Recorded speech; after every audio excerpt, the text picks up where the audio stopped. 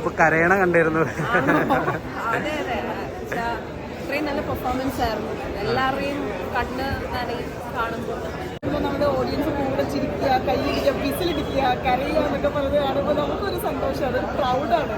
ഹൃദയമുള്ള ആരായാലും കരഞ്ഞിരിക്കും.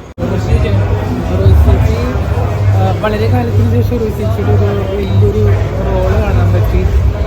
Maximum effort എടുത്ത് നന്നായിട്ട് ചെയ്തിട്ടുണ്ട്. ശരിക്കും നമ്മളെ അമ്പരപ്പിക്കുന്ന റോസിച്ചിയുടെ ഈ ഒരു ക്യാരക്ടർ വുമൺഹുഡ് എങ്ങനെയാണ് പ്രസൻറ്റ് ചെയ്യുന്നതെന്ന് കാണിച്ചു തന്നിട്ടുണ്ട്.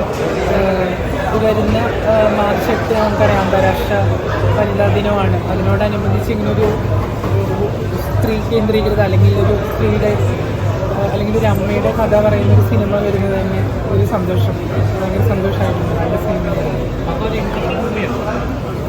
ഇമോഷണൽ ആണെന്ന് പറയാൻ പറ്റില്ല. ഒരുതരം പ്രത്യേകിച്ച് ഒരു കുടുംബ ബന്ധങ്ങളുടെയും റിലേഷൻഷിപ്പിൻ്റെയും ഒരു ബോണ്ടിങ് സിനിമ നമ്മളോട് സംവദിക്കുന്നുണ്ട്.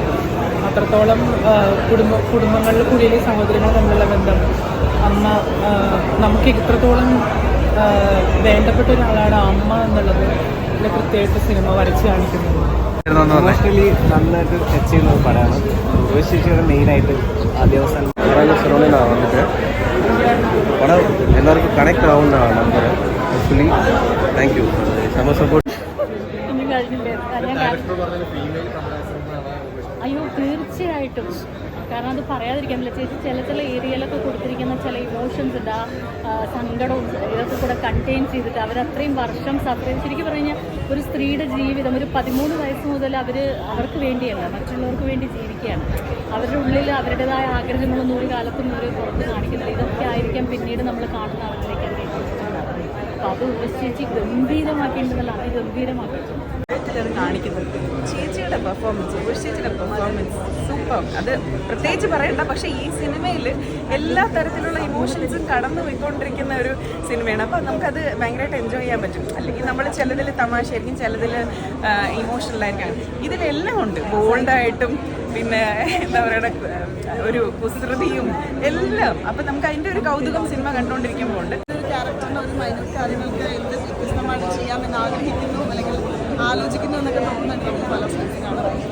പറഞ്ഞ പോലെ സെക്കൻഡ് ബൈ സെക്കൻഡ് ഇമോഷൻസിൻ്റെ വേരിയേഷൻസും ആ ക്യാരക്ടറുടെ ഒരു വേർതിരിവൊക്കെ അതിഗംഭീരമായിട്ട് അവർ പെർഫോം ചെയ്തിട്ടുണ്ട്. എല്ലാ ആർട്ടിസ്റ്റുകളും തന്നെ നല്ലൊരു സിനിമയാണ്. അത് റിയൽ സ്റ്റോറിയാണെന്നുള്ള എനിക്ക് അറിയില്ലായിരുന്നു. സിനിമ ലാസ്റ്റ് ടുവേർഡ്സ് എന്താണ് എനിക്ക് മനസ്സിലായത്. ടച്ചിങ് ആയിട്ടുള്ളൊരു സിനിമയാണ്. നമുക്കൊക്കെ ജീവിതത്തിലേക്ക് ഓട്ടങ്ങളുടെ ഇടയിലൊക്കെ ഒന്ന് തിരിഞ്ഞു നോക്കാനും ഒന്ന് ആലോചിക്കാനും ഒക്കെ ഒരു അവസരം നൽകുന്ന ഒരു സിനിമയാണ്. ഇപ്പോൾ നമ്മുടെ ഓഡിയൻസ് കൂടെ ചിരിക്കുക, കൈയിടിക്കുക, വിസിലിടിക്കുക, കരയുക എന്നൊക്കെ പറഞ്ഞത് കാണുമ്പോൾ നമുക്കൊരു സന്തോഷം, അതൊരു പ്രൗഡാണ്. എന്നൊക്കെ പറഞ്ഞാൽ നമ്മുടെ ഒരു ആർട്ടിസ്റ്റ്, നമ്മുടെ മാം എന്നുള്ളൊരു അഹങ്കാരമുണ്ടല്ലോ, അതുണ്ടായിരുന്നു. അത് വലിയ സന്തോഷം തന്നെയാണ്. അങ്ങനെ ഒരു ഫീമെയിൽ ആർട്ടിസ്റ്റ് നിറഞ്ഞാണ് കാണുന്നത്. നല്ല മൂവിയാണ്, എല്ലാവരും കാണണം. ആക്ച്വലി എൻ്റെ അടുത്തിരുന്നാണ് കണ്ടപ്പോൾ കരയണ കണ്ടിരുന്നു. അതെ അതെ, ഇത്രയും നല്ല പെർഫോമൻസ് ആയിരുന്നു. എല്ലാവരുടെയും കണ്ണ് നനയും കാണുമ്പോൾ. ഈ ഉറശ്ശേച്ചിയുടെ അഭിനയം നമ്മൾ സൂര്യ റിപ്പോർട്ടറിലൊക്കെ കണ്ടതാണ്. അപ്പോൾ ആ ഒരു തോന്നിയായിരുന്നു, അതായിട്ട് കണക്ട് ആകാൻ തോന്നിയിരുന്നു. അത് അതിന് മേലെ ഉറശ്ശേച്ചി നിൽക്കുന്നുണ്ടോ?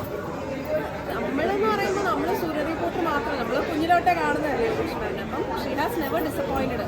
അങ്ങനെ നോക്കുമ്പോൾ എന്താ പറയുന്നത്, ഇത് ഭയങ്കര അൺപ്രഡിക്റ്റബിൾ ആണ്. എനിക്ക് അതാണ് തോന്നിയത്. ലൈക്ക് പീക്ക് പെർഫോമൻസ് മാം കൊടുത്തിട്ടുണ്ട്. നമ്മുടെ ഈ വുമൻസ് ഡേ വരാമല്ലോ. അപ്പോൾ ഇത്രത്തോളം സ്ത്രീ കഥാപാത്രത്തിലുള്ള സിനിമകൾ സമൂഹത്തിലേക്ക് വരുന്നതിന് എത്രത്തോളം പ്രാധാന്യമുണ്ട് ഇപ്പോഴത്തെ ഒരു സിറ്റുവേഷൻ വെച്ച് നോക്കുമ്പോൾ? അങ്ങനെ നോക്കിക്കഴിഞ്ഞാൽ ഐ തിങ്ക് എപ്പോഴും വിമൻ ഓറിയൻറ്റഡ് മൂവീസ് ഇറങ്ങിയിട്ടുണ്ട്. എനിക്ക് തോന്നുന്നു അതിൻ്റെ പ്രാധാന്യമൊക്കെ നമ്മൾ കൊടുക്കുന്ന പോലെ ആയിരിക്കും. അപ്പോൾ നമ്മളിപ്പോൾ എന്താ പറയുക, നമ്മളാണെങ്കിലും വിമൻ ഓറിയൻറ്റഡ് മൂവി എന്ന് പറയുമ്പോൾ നമുക്ക് തന്നെ അങ്ങനെ എന്താ പറയുന്നത്, നമ്മൾ തന്നെ അധികം പ്രൊമോട്ട് ചെയ്യാറില്ല. അപ്പോൾ എല്ലാം ഐ തിങ്ക് ഓഡിയൻസിൻ്റെ കയ്യിലാണ്. നമ്മൾ വേണം എല്ലാ പടവും സെലിബ്രേറ്റ് ചെയ്യാൻ. ഇത് ഇപ്പം കേരളത്തിലെ എല്ലാ പടങ്ങളും വിജയിച്ചുകൊണ്ടിരിക്കുകയാണ്. എല്ലാ പടങ്ങളും ബാക്ക് ടു ബാക്ക് വിജയിക്കുകയാണ്. അപ്പോൾ ഇതൊരു വൻ വിജയമായിട്ട് മാറുമോ എന്നാണ് എൻ്റെ ആഗ്രഹം. കാര്യം എല്ലാ ആക്ടേഴ്സിൻ്റെയും പെർഫോമൻസ് വെച്ച് നോക്കുമ്പോൾ വളരെ നല്ല മൂവിയാണ്. എല്ലാവരും കാണണം, എല്ലാവരും വിജയിപ്പിക്കണം. അതാണ് ആസ് എൻ ഓഡിയൻസ് എന്നുള്ള നിലയ്ക്ക് തന്നെയാണ് എൻ്റെ എങ്ങനെയുണ്ടായിരുന്നു? ജയ ബേബി എന്ന ചിത്രം തീർച്ചയായിട്ടും ഉർവശി ചേച്ചിയുടെ ഒരു ഒറ്റയാൾ പ്രകടനം എന്ന് തന്നെ പറയാം. മനുഷ്യബന്ധങ്ങളുടെ ആഴത്തിലുള്ള ഒരു പ്രതിഫലനം. തീർച്ചയായിട്ടും നമ്മുടെ സമൂഹത്തിൽ ഇതേപോലുള്ള ബേബിമാർ ഒരുപാടുണ്ട്. ഒരു തമിഴ് സിനിമ എന്നതിൽ ഉപരി ഇത് മലയാളികൾക്കും ഒരുപാട് നമുക്ക് ടച്ച് ചെയ്യുന്ന ഒരുപാട് മുഹൂർത്തങ്ങളുണ്ട്. തീർച്ചയായിട്ടും എല്ലാത്തരം പ്രേക്ഷകർക്കും ഇഷ്ടപ്പെടുന്ന നൊമ്പരം ഉണർത്തുന്ന ഒരുപാട് രംഗങ്ങളുണ്ട്. എനിക്ക് തോന്നുന്നു 2024 തമിഴ് ചലച്ചിത്ര ലോകത്തിൻ്റെ സംസ്ഥാന അവാർഡ് ഉർവശി ചേച്ചിക്ക് കിട്ടുമെന്നുള്ളൂ. പിന്നെ ഡയറക്ടർ നല്ല രീതിയിൽ തന്നെ ചെയ്തിട്ടുണ്ട്. തീർച്ചയായിട്ടും ഇതൊരു നടന്ന സംഭവമാണ്. ഇപ്പോൾ നടന്ന ഒരുപാട് സംഭവങ്ങൾ സിനിമയിൽ ചിത്രീകരിക്കുമ്പോൾ അത് പ്രേക്ഷകരെ ഏറ്റെടുക്കുന്ന ഒരു വർഷം കൂടിയാണ് 2024. ഈ ഒരു തമിഴ് സിനിമ ജനങ്ങൾ ഇരുകഴിഞ്ഞിട്ട് സ്വീകരിക്കുന്നുള്ള അതിൽ ഒട്ടും സംശയം. ഈ സിനിമ കണ്ടിട്ട് കരച്ചിൽ വന്നായിരുന്നു. തീർച്ചയായിട്ടും ഏത് ഹൃദയമുള്ള ആരായാലും കരഞ്ഞിരിക്കും. അത്രയും ഒരുപാട് മുഹൂർത്തങ്ങളുണ്ട്. നമ്മളുടെ സമൂഹത്തിൽ അല്ലെങ്കിൽ നമ്മുടെ മാതാപിതാക്കളെ തീർച്ചയായിട്ടും നമ്മൾ ഓർക്കും ഈ ഒരു ചിത്രങ്ങൾ. അല്ലാത്തവൻ മനുഷ്യനല്ല.